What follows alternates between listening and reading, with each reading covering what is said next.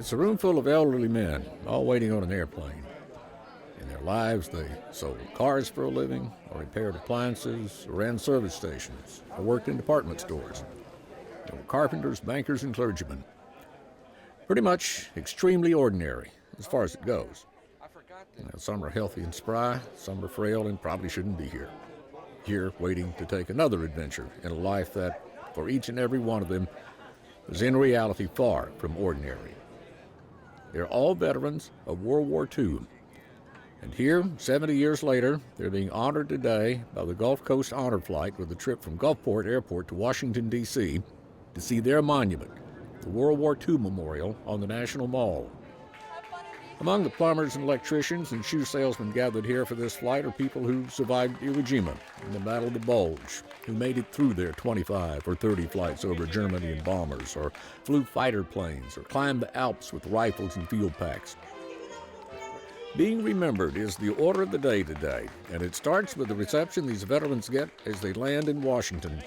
The airport fire department begins the salutes by dousing their plane with their water cannons, an honor reserved for the highest dignitaries and heroes. Then inside, a USO band welcomes them, along with other passengers catching flights in the airport.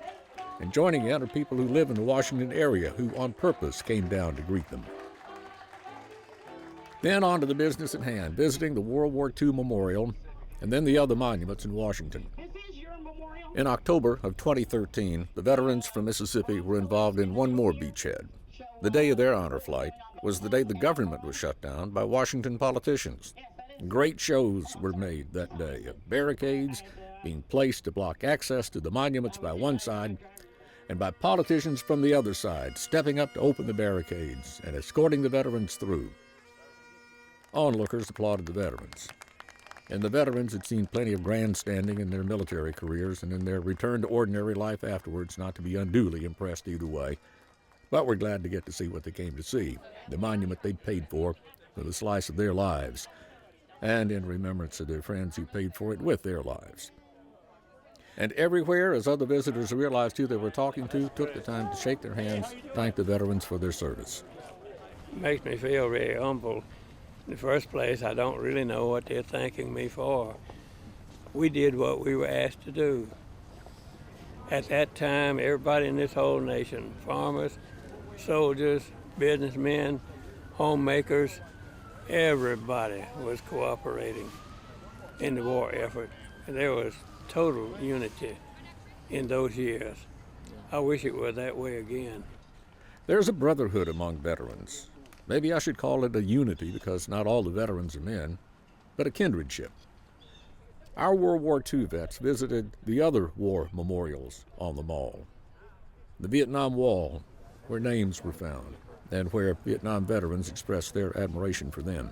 Oh, look, they're the true heroes, you know, who fought in World War II. And they have some stories, and I've enjoyed them all, so. The haunting Korean Memorial was a stop for some of the veterans.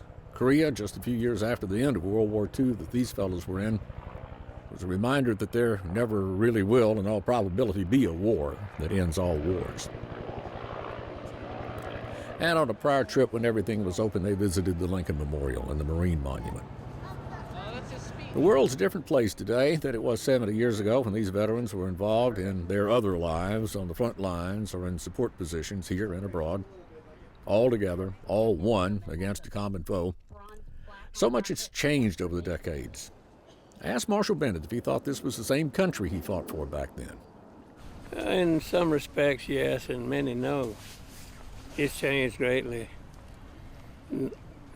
A lot of it for the better, to be sure. Some of it not, probably not. But I imagine at any point in history, people living then would say that.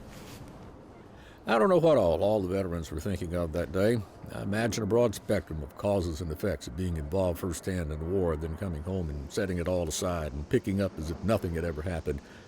Or at least that's what we thought, the ones of us who came along later and who had veterans for daddies and daddies who never let on that anything out of the ordinary had ever happened. But it had to have lived inside of them. And this day, a bunch of them got to see a small token of that out-of-sync time of their lives.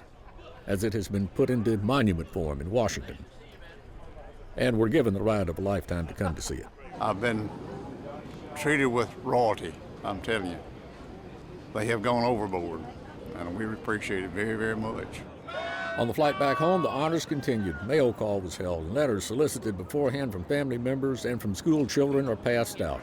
Thank you notes to a generation who set it all aside and made a life again when they got through with it.